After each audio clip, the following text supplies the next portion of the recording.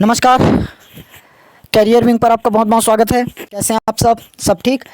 आज class 10th वालों का मैथमेटिक्स का एग्ज़ाम हुआ था, सेट बी, जिनका क्वेश्चन पेपर है।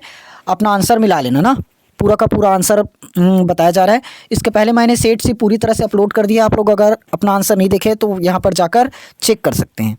सेट बी और सेट ए दोनों ही सेट में अब मैं सिर्फ शॉर्ट क्वेश्चंस बस को करवाऊंगा ना, क्योंकि सेट सी में मैंने पूरा का पूरा लॉन्ग क्वेश्चन कवर कर दिया है। लॉन्ग क्वेश्चन बोले तो जो तीनों सेट में कॉमन आएगा, 4 नंबर, 5 नंबर और 6 नंबर वाला क्वेश्चन, ये तीनों सेट में ही कॉमन है। तो हम यहाँ पर 1, 2 और 3 नंबर वाला क्वेश्चन बस कवर करेंगे। और इस बार मैं पूरा समझाते हुए नहीं चलूँगा, डायरेक्ट आंसर्स पर टिक लगाऊंगा। ओके, चलिए। पहला क्वेश्चन क्या था हमारा, साइन स्क्वायर 45 डिग्री। देखो, साइन 45 डिग्री का मान 1/√2, स्क्वायर लगा तो स्क्वायर लगा दो, तो रूट स्क्वायर से रूट कट जाएगा, यानी कि 1/2 बच गया। उसके बाद बिंदु -3 और 2, -3 और 2 कौन से चतुर्थांश में है, तो हो जाएगा आपका द्वितीय चतुर्थांश। चतुर्थांश बना लो, यहाँ माइनस रहता है, यहाँ प्लस रहता है, ये प्लस रहता है, ये माइनस, तो ये माइनस और प्लस, माइनस प्लस द्वितीय में मिल रहा है तो द्वितीय होगा। तीसरा, Q0, x की जगह 0 पुट करते चलो, 0, ये पूरा 0 हो गया, खत्म। तो बचा हमारा 5 आंसर हो जाएगा। सब लोग सही किए हो ना, कमेंट सेक्शन पर बताना है कितना सही हुआ कितना गलत हुआ। द्विघात समीकरण के अधिकतम कितने मूल होंगे, द्विघात समीकरण के 2 मूल होंगे। अगर त्रिघात समीकरण दे देगा तो 3 मूल होंगे। ठीक, त्रिघात समीकरण के 3 मूल होंगे। वो हमारे सिलेबस में नहीं है 10th में, इसलिए नहीं बता रहा हूँ। उसके बाद क्या दिया है, कहाँ चला जाता है ये,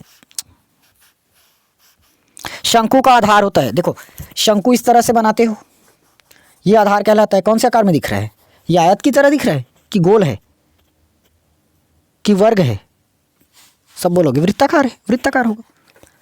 5वां, खाली स्थान पर आते हैं। उस जीवा को जो वृत्त के केंद्र से होकर गुजरता है उसे वृत्त का व्यास कहते हैं। ठीक, सिंपल, ये हो गया हमारा वृत्त। ये 2 बिंदुओं को मिलाने वाली रेखा जीवा, सेंटर से गया तो ये भी तो जीवा है, लेकिन ये व्यास भी तो है। 1 - sin स्क्वायर 90 - थीटा। देखो, 2 प्रकार से बनेगा, 1 - sin स्क्वायर थीटा, दोनों तरीकों को बता रहा हूं। सबसे पहले ये वाला फॉर्मूला लगा दो, 1 - sin स्क्वायर थीटा मतलब cos स्क्वायर थीटा। अब थीटा पूरा ये है तो 90 - थीटा, तो 1 - cos square theta, 1 - cos square theta मतलब क्या बनता है, sin स्क्वायर थीटा। क्या बनता है, sin स्क्वायर थीटा। ठीक, या तो ऐसे करो, 1 - sin square 90 - theta, sine square 90 - theta, भी स्क्वायर को भूल जाओ। साइन 90 - थीटा क्या होता है ज़रा बताओ, बोलोगे सर cos थीटा होता है।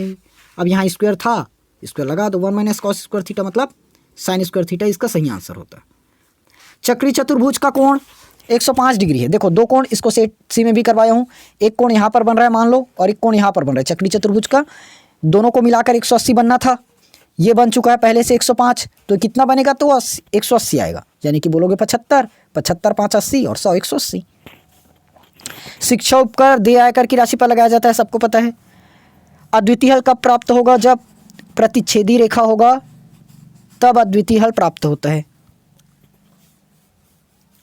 2 विषम संख्याओं का योग सदैव विषम होता है, करके देखो, एक विषम 1 ले लो और एक विषम 3 ले लो, 3 और 2 विषम संख्या, हाँ ठीक, 3 और 1 4, तो सम मिला कि विषम, ये तो सम मिल गया और दिया विषम, मतलब ये कथन पूरी तरह से गलत है। नीचे, किसी समकोण त्रिभुज में कर्ण सबसे बड़ी भुजा होगी, बना लेते हैं। ये लो, ये हो गया हमारा समकोण त्रिभुज, यहाँ पर मैंने मान दिया थीटा, ये हो गया लंब, तो मैंने बता रखा है 90 डिग्री के जस्ट सामने वाला क्या रहता है, कर्ण, और थीटा के सामने वाला लंब। तो सबसे बड़ी भुजा हमारा यही है, और यही क्या है, कर्ण, मतलब कर्ण सही है, सबसे बड़ी भुजा कर्ण होगी। सावधि जमा खाते में आवर्ती जमा खाते की तुलना में कम ब्याज मिलता है। देखो, इस कंसेप्ट को याद रखना, सावधि जमा खाते में ब्याज अधिक मिलता है आवर्ती जमा खाते की तुलना में। ठीक, एक्स और वाई परस्पर लंबवत होते हैं, पता है। तृतीय अनुपात, इसको कमेंट सेक्शन पर बताना। हाँ, पिछली सेट जाकर देखोगे, बता रखे हैं क्या करके। यहाँ पर शून्यकों का योगफल और गुणनफल ज्ञात कीजिए। गुणनफल और योगफल, योगफल और गुणनफल। योगफल का फॉर्मूला माइनस का b/a, गुणनफल का फॉर्मूला c/a। ठीक, योगफल -10 बटे 1 हो जाएगा, यानी कि -10 आपका योगफल निकल जाएगा -b/a से, और c/a यानी कि 24 हो जाएगा। ठीक, चलिए आगे बढ़ते हैं। निम्नलिखित का मान ज्ञात कीजिए। इसका आंसर मैं डायरेक्ट देखते ही 2 कर दूंगा बिना सॉल्व किए। sin 45 से cos 45 कटेगा, cos 45 से sin 35 कटेगा, 55 से सॉरी क्या क्या बोल दिया। sin 35 से cos 55 कटेगा, cos 55 से sin 35 कटेगा, और आंसर 2 आएगा। कारण आप लोग जान लेना, मैं शॉर्ट में करा रखा हूँ, आप लोग जाकर वीडियो देख सकते हैं। ठीक, अभी मत देखना, पेपर के बाद ही देखना। इसको मैं लिखूंगा sin 90 - 55, तो ये मेरा बना देगा cos 55। नीचे में मेरे पास पहले से cos 55 रखा है, कट गया, आंसर 1 आया। ये भी वैसे ही कट जाएगा, दोनों को मिलाकर 2 बन जाएगा। इसका माध्य निकालना है, तो माध्य के लिए दोनों को जोड़ दो और 2 से भाग कर दो। सॉरी, चलिए कहाँ पर आए थे, देखो समांतर माध्य निकालने के लिए दोनों को जोड़ देना और भाग कर देना 2 से। -1 से +1 गया, और √2 और √2 का मतलब 2√2, 2 से भाग करोगे √2 आंसर होगा। नीचे प्रवणता ज्ञात कीजिए। देखो क्या करते हो प्रवणता ज्ञात करने के लिए, y2 में से y1 को घटाओगे, x2 में से x1 को घटाओगे, तो 0 में से अगर मैं 2 को घटाऊंगा -2 मिलेगा। 5 में से मैं 1 को अगर माइनस करता हूँ तो मुझे 4 ही मिलेगा। तो 2 एकम 2, 2 दूनी 4 आंसर होगा, -1/2। अगर गलती से कोई क्वेश्चन हड़बड़ी में गलत कर दूंगा तो उसको कमेंट बॉक्स पर सही कर देना ना, ब्लेम करते मत बैठना कि गलत बता रहे हो। यहाँ पर देखो माध्यिका ज्ञात कीजिए। इसको मैंने सेट सी में करा रखा है, आप लोग वहाँ से देख लो। मैं सिर्फ इसको बता दे रहता हूँ कि कैसे कैसे करने हैं। सबसे पहले सबसे छोटी संख्या को लिखोगे 28, फिर 30, 31 दिख रहा है, 32, 33 एंड 34 और 35। गिन लो ना एक बार, गलत है किसी। 1 2 3 4 5 6 7, 7 संख्या है। 1 2 3 4 5 6 7, 7 संख्या। ठीक ठीक ठीक ठीक ठीक ठीक।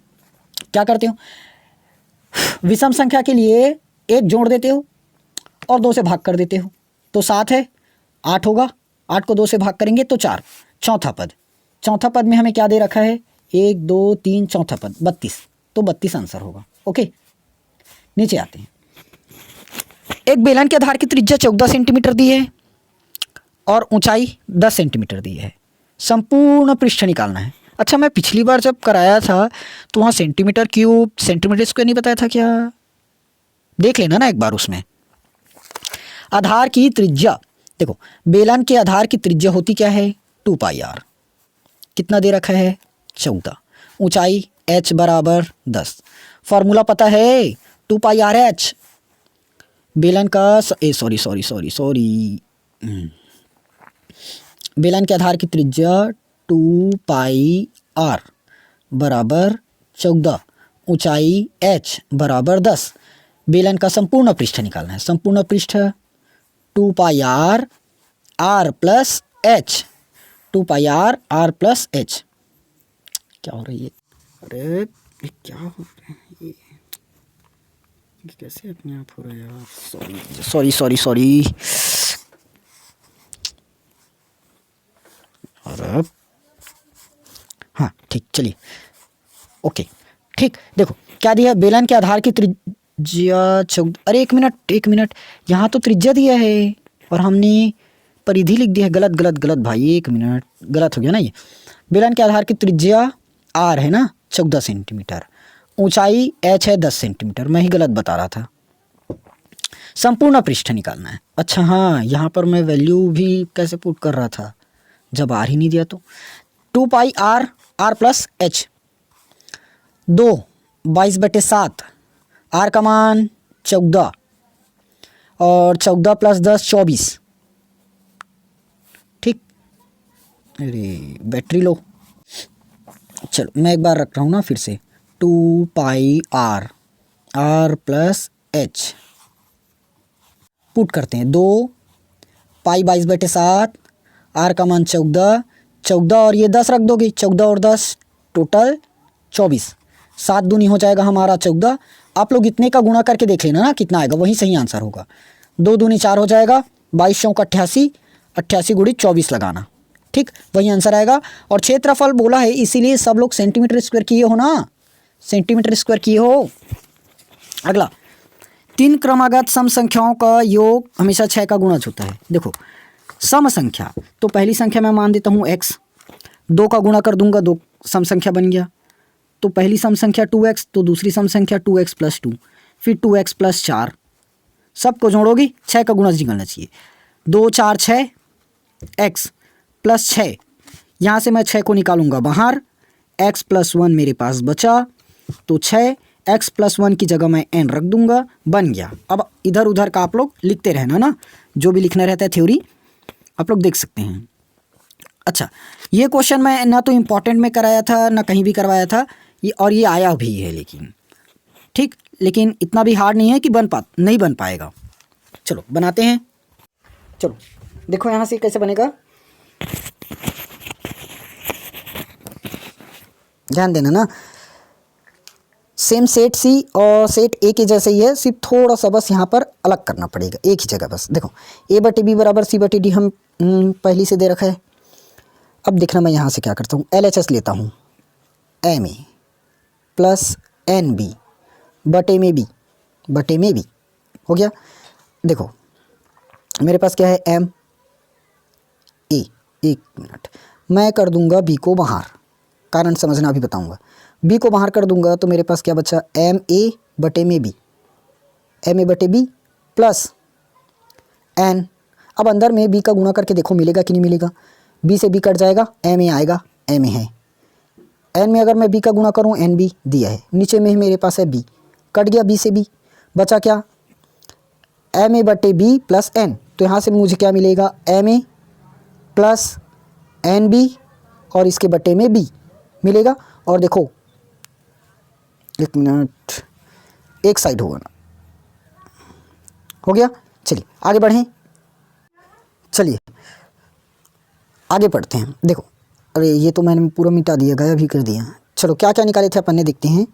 यहाँ से हमने, एक मिनट, यहाँ से मैंने कॉमन किया था b, क्या बचा था, m a बटे में b प्लस यहाँ मेरे पास बचा था सिर्फ n, और बटे में b से b तो कट गया, b से b कट गया, हटा दो।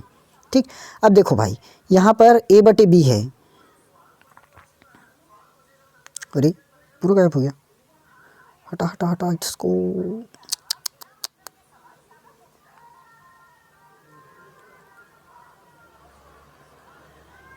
देखो a बटे b में मुझे क्या दिया है, c बटे d, a बटे b बराबर c बटे d। तो a बटे b को मैं हटाऊंगा यहाँ से, लिख क्या दूंगा उसकी जगह, c बटे में d प्लस n।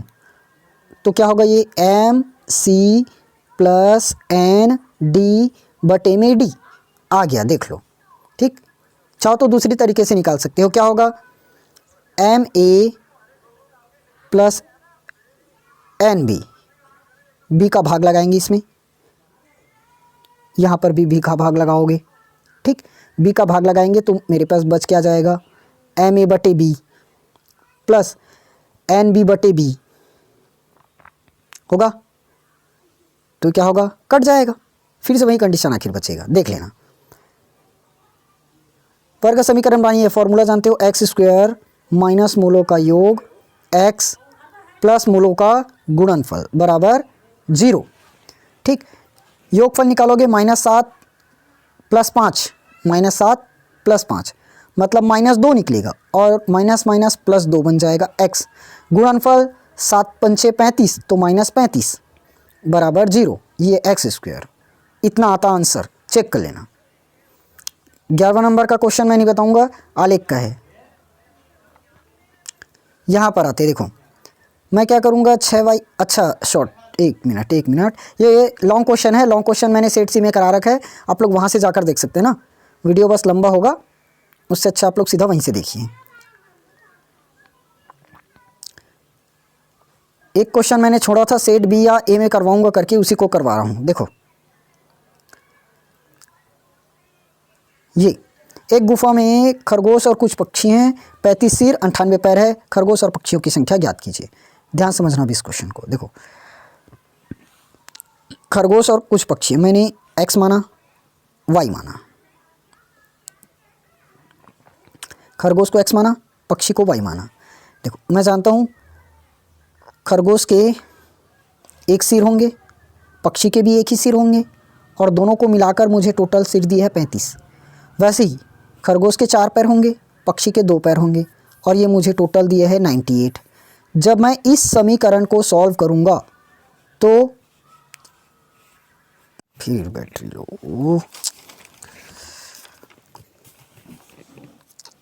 कितना बैटरी लो होगा। देखो जब इस समीकरण को सॉल्व करोगे ना तो x का मान आएगा 14, x का मान निकलेगा 14 और y का मान निकलेगा आपका 21। ठीक, अब देख लो 21 और 14 टोटल हमारे पास 35 सिर दिखेंगे। ठीक, इस तरह से था आप लोग का क्वेश्चन। कैसे बना कमेंट सेक्शन पर ज़रूर बताना, और बाकी का आंसर्स आप लोग सेट सी में जाकर देख सकते हैं, लिंक डिस्क्रिप्शन में दिया हुआ है। ठीक, मैं जल्द ही सेट ए का आंसर लाने की कोशिश करूँगा, तब तक आप लोग इनको अच्छे से तैयार कर लेना, देख लेना, अपना अपना आंसर मिला लेना। ओके, चलिए मिलेंगे हम लोग सेट ए के साथ। अगर वीडियो अच्छी लगी हो तो वीडियो को लाइक ज़रूर करना, अपने दोस्तों के साथ शेयर करना और चैनल को सब्सक्राइब ज़रूर कर लेना। ठीक।